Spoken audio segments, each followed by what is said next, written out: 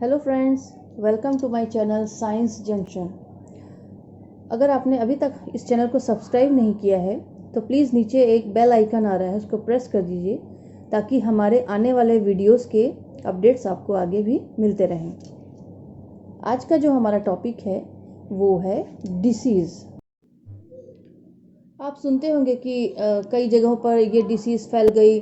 अभी बारिश का मौसम है तो जगह जगह पानी भर जा रहा है तो इससे मलेरिया डिसीज़ हो जा रहा है, या सर्दी खांसी हो जाता है, या कोई ऐसी डिसीज़ हो जाती है जिसके लिए हमको डॉक्टर के पास जाना पड़ता है। तो एक्चुअल में कभी आपने सोचा है कि ये डिसीज़ क्या चीज़ है? तो आज हम इसी का आंसर खोजेंगे। तो डिसीज़ को हम ऐसे बोल सकते हैं कि डिसीज़ वो कंडीशन है जिसमें हमारी बॉडी और उसके पार्ट्स नॉर्मली फंक्शन नहीं कर पाते। जो कोई भी है जिसको डिसीज़ है वह बहुत ही वीक और सिक हो जाता है।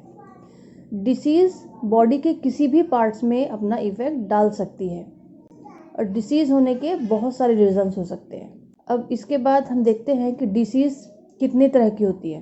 तो डिसीज़ के दो टाइप्स होते हैं। पहला, कम्युनिकेबल या फिर इन्फेक्शियस डिसीज़। ये ऐसी डिसीजेज़ हैं जो कि एक पर्सन से दूसरे पर्सन में फैलती है। इसको कम्युनिकेबल डिसीज़ कहा जाता है। इसका सबसे अच्छा उदाहरण तो आजकल आप सुनते ही होंगे कि कोरोना वायरस। अब कोरोना वायरस जो है इसका बेस्ट एग्जांपल है। जो कह रहे हैं ना सबकी 2 गज की दूरियां बनाइए, मास्क लगाइए और एक दूसरे को ज़्यादा टच मत कीजिए, वो इसीलिए क्योंकि ये कम्युनिकेबल या फिर इन्फेक्शियस डिसीज़ है। वो एक पर्सन से दूसरे पर्सन में तुरंत ट्रांसफ़र हो जा रहा है। ये जो डिसीज़ है, इन्फेक्शियस डिसीज़, ये बहुत छोटे छोटे से ऑर्गेनिज्म होते हैं जिसको कि जर्म्स कहते हैं, उसी के द्वारा होता है। ये जर्म्स ही है जो इसको फैलाते हैं। अब ये जर्म्स जो हैं वो भी 3 तरह के होते हैं। पहला होता है बैक्टीरिया, दूसरा वायरस और तीसरा प्रोटोजोआ। अब बैक्टीरिया से होने वाली डिसीजेस कौन कौन सी हैं? तो वो है टाइफाइड, प्लेग, कॉलेरा और ट्यूबरकुलोसिस, टीबी। अब वायरस से होने वाली डिसीजेज हैं जैसे polio, chicken pox, measles, mumps, common cold और अभी आज ये नया ऐड हो गया है आजकल, कोरोना। उसके बाद तीसरा टाइप है प्रोटोजोआ। ये जो प्रोटोजोआ होते हैं वो, उसका जो एग्जाम्पल है वो है मलेरिया और डिसेंट्री, एमियोबिक डिसेंट्री। ठीक है, आपको तो मलेरिया के बारे में पता होगा कि मलेरिया मॉस्किटो से होता है। अब कम्युनिकेबल डिसीज़ के कुछ मोड्स होते हैं जिसके द्वारा वो फैलता है। पहला, एयर।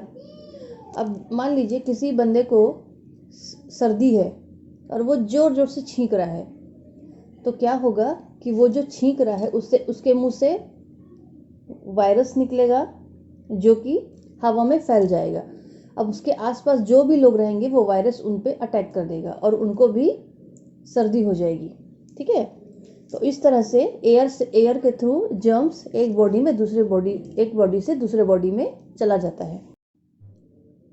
दूसरा मोड है इन्फेक्टेड फूड एंड वाटर, मतलब ऐसे खाना या पानी जो कि संक्रमित हो।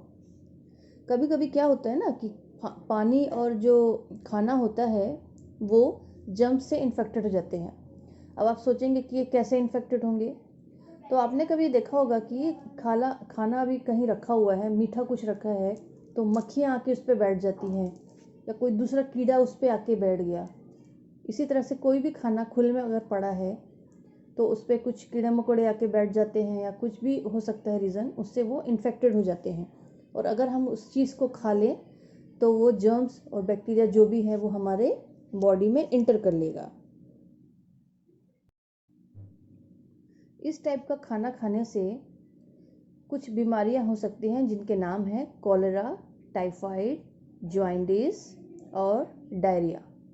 ये सब जो होते हैं वो इन्फेक्टेड फूड और वाटर कंज्यूम करने से होते हैं। अब सेकंड मोड है इंसेक्ट बाइट। अब जैसे कुछ कीड़े मकोड़े होते हैं या किसी जीव ने हमको काट लिया, अगर उस जीव में कुछ जर्म्स हैं वो हमारी बॉडी में इंटर कर लिए तो हमको डिसीज़ हो जाएगा। जैसे इसका एग्जांपल है मॉस्किटो। आपको पता है मॉस्किटो हमारा खून पीता है, वो रात को सोते समय इधर उधर काटता रहता है, वो सक कर हमारे ब्लड को सक करता है। तो मलेरिया जो होता है वो मॉस्किटो में एक जर्म्स होता है जो कि मलेरिया फैलाता है। तो वो जो मॉस्किटो जब हमारे ब्लड को सक करता है तो जो मलेरिया के जर्म्स हैं वो हमारे ब्लड में इंटर कर जाते हैं और वो मलेरिया बन जाता है। और आपको पता है कि मलेरिया बहुत ही डेंजरस बीमारी है, इसमें बहुत तेज फीवर आता है और बहुत सारी प्रॉब्लम्स होती हैं। तो इसीलिए कहते हैं ना कि बारिश के टाइम में हमेशा पानी जमा मत होने दीजिए, मॉस्किटो को हमेशा रेपेलेंट वगैरह सब लगा के रखिए, मॉस्किटो नेट में सोइए, इसीलिए कहा जाता है ताकि हम मलेरिया से बचे रहें। इसके अलावा और भी डिसीज़ेज़ हैं जैसे प्लेग जो होता है वो चूहे के काटने से होता है। और इसके अलावा येलो फीवर, डेंगू, ये सब भी जो होते हैं वो इंसेक्ट्स के बाइट करने से ही होते हैं। इसीलिए ऐसे पेशेंट से थोड़ा सा दूरी बना के रखना चाहिए। इसके बाद हम देखते हैं कि हम इस कम्युनिकेबल डिसीज़ से कैसे बच सकते हैं। तो इसके लिए सबसे पहले तो हमें अपने आसपास हमेशा साफ़ सफाई रखनी चाहिए। जब भी हम बाहर से आएँ और हमेशा खाने से पहले हाथों को साबुन से या हैंड वॉश से प्रॉपर तरीके से धोएं। अपने घर के फ्लोर को हमेशा फिनाइल से या डिसइंफेक्टर से अच्छे से क्लीन करें। उसके बाद हमारे घर में जो भी कचरा होता है, जो वेस्टेज होता है, उसको हमेशा डस्टबिन के अंदर डाल के हमेशा ढक के रखें ताकि उसके ऊपर कीड़े मकोड़े ना आए। और इसका सबसे अच्छा बेहतरीन तरीका है कि हम वैक्सीनेशन करवाएं। वैक्सीनेशन जो होता है वो एक कम्युनिकेबल डिसीज़ के लिए सबसे अच्छा तरीका है बचने के लिए। कम्युनिकेबल डिसीज़ से बचने का सबसे अच्छा तरीका है कि उस प्रॉपर डिसीज़ की वैक्सीन ले लेना।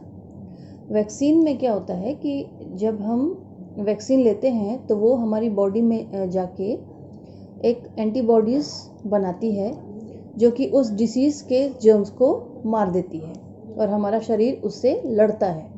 ठीक है, इसका सबसे अच्छा एग्जांपल अभी कोरोना वैक्सीन जो चल रहा है, सब उसको लेने के लिए ज़ोर दे रहे हैं कि कोरोना वैक्सीन लीजिए। वो इसलिए कि अगर आप कोरोना वैक्सीन ले लेते हैं तो अगर आप के अंदर कोरोना आया तो वो हमारी बॉडी उससे फाइट करेगी और कोरोना हमारा कुछ नहीं कर सकेगा। तो जितने भी हैं आपके आसपास हैं, जो भी हैं, आप उनको बोलिए कि आप जाकर कोरोना वैक्सीन ज़रूर लें।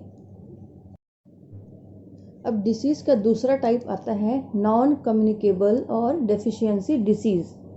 इसका मतलब है कि ये जो डिसीज़ होती है वो किसी जर्म्स के स्प्रेड होने से नहीं होती, बल्कि हमारे बॉडी में किसी पर्टिकुलर न्यूट्रिएंट की कमी से होता है, डेफिशिएंसी से वो डिसीज़ होता है।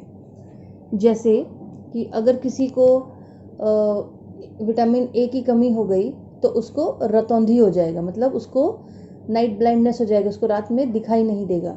या किसी को अगर कैल्शियम की कमी हुई तो उसकी बोन्स एकदम कमज़ोर हो जाएगी, उसको ऑस्टियोपोरोसिस हो सकता है, ऑस्टियोमलेशिया हो सकता है, बहुत सारे डिसीजेज होते हैं जो कि प्रॉपर न्यूट्रिएंट अगर बॉडी में कम हो जाए तो उससे वो डिसीज़ हो जाता है। तो इसके प्रिवेंशन के लिए तो हमें न्यूट्रिएंट प्रॉपर मात्रा में लेना चाहिए, हमेशा बैलेंस डाइट लें, सब चीज़ लें जो रेकमेंड है हमारे एज ग्रुप के लिए, उसके हिसाब से प्रॉपर डाइट लें। Protein, carbohydrate, fat, calcium, vitamin, सब चीज़ एकदम एक्यूरेट लें तो आपकी बॉडी कभी बीमार नहीं पड़ेगी। तो दोस्तों आज के लिए इतना ही, आगे फिर ऐसे ही इंटरेस्टिंग टॉपिक के साथ आपके पास आएंगे। तब तक के लिए बाय।